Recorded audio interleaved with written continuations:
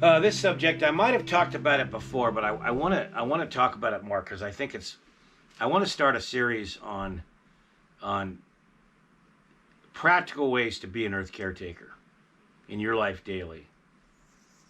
And one is gardening for wildlife. And I know I've probably mentioned some of this before, but I want to repeat it so it really sinks in. First off, I, on my Headwaters land, I'll tell you a story. When I decided to build my house here, I knew I was going to have to take out some manzanita, some other plants, a few trees. I picked a spot where I could do as little damage as possible to the earth. But I knew I had to bring in a big old tractor and smooth out the ground and dig it out for the foundation. And that was stressful for me. Unlike a lot of people, but I hope a lot of people get this. I think of each plant as an individual being, and I relate to them individually. They are all my friends. And at the same time, I know they're part of an ecosystem. They're one being, and they live on the earth, which is one being that houses all plants. I know that. But I definitely look at plants as individuals. And one of the absolute beauties of gardening for nature is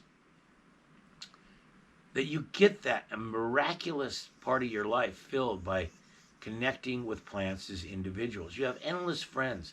It gives you such purpose for each day of your life to care for your garden and to make it better for birds and plants and animals. It's such a higher purpose for living. It just makes, I want you to hear this, it just makes your life better the more you can garden for nature. Now, how to do that? When I got this land originally, I knew, as I was saying a moment ago, I was going to have to dig it up. So I spent much time with each individual plant that was going to be dug up and apologized and told them I'd turn them into compost and I'd honor them by my commitment was to bring the earth back better than ever, more solid than ever, more beautiful than ever. That was a big commitment since I was going to do a lot of damage with that big tractor. So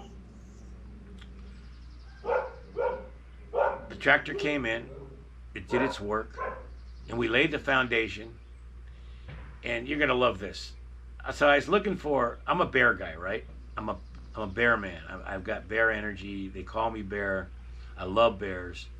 So what happened was, as the foundation was laid, I said, I need a sign. Am I on the right path? Am I doing well? I need a sign from nature. And so what happened was, I go to bed one night, the foundation is laid, the framing is just starting, and I come one morning, and what do I find? What do I find?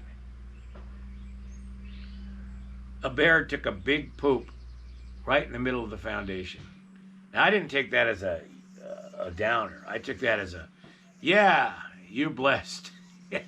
So I took that as a blessing and cleaned the poop up, put it into the garden for compost, and went on. Built the house.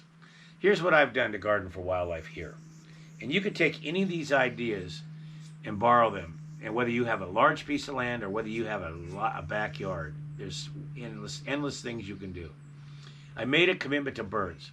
I feed birds all the time, high quality food. I feed hummingbirds, high quality food. I make sure it's always done in a professional way, clean, neat, so it helps the birds. Particularly hummingbird food needs to be changed out every few days, fresh, so it doesn't go bad.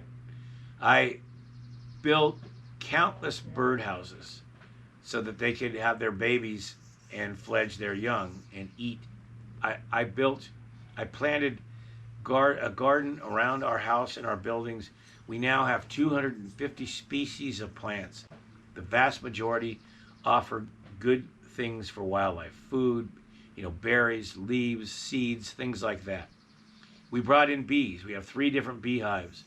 Bees have been a struggle, but they're most awesome beings. They literally life on Earth. We can thank bees for our life on Earth as they pollinate all things that we eat and that everything else eats. The bees come and I plant endless plants that flower for the bees.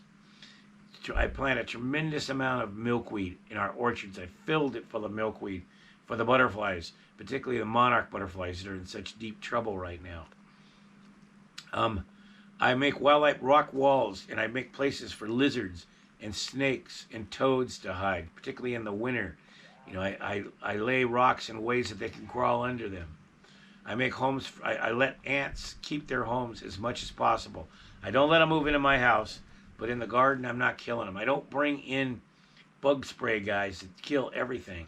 I encourage spiders to live around the house and in the bushes. Um, so I do all of this, and literally, my land now around the buildings is probably better for wildlife than it was before. That's being an earth caretaker. That's being an earth caretaker.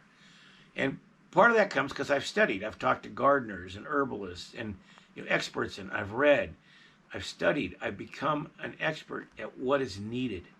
And then, foremost, I always observe my garden, enjoy it, and let it tell me what it wants. I let the animals tell me what they want.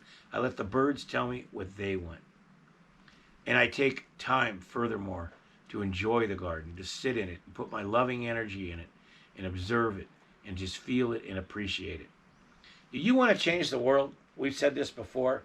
Take your backyard and get rid of 80% of the grass and plant for wildlife. Make it a wildlife place. Plant a tree. Change the world. If everyone in the United States took their front and backyards, got rid of most of their grass, and planted for wildlife, we'd have more land saved than you could imagine. Cities would be full of animals. They'd be happier places, more wonderful. It's such a win-win, and it gives you a higher purpose for your life. That is practical earth caretaking at its finest. And it's literally a lifetime commitment. It's a higher purpose.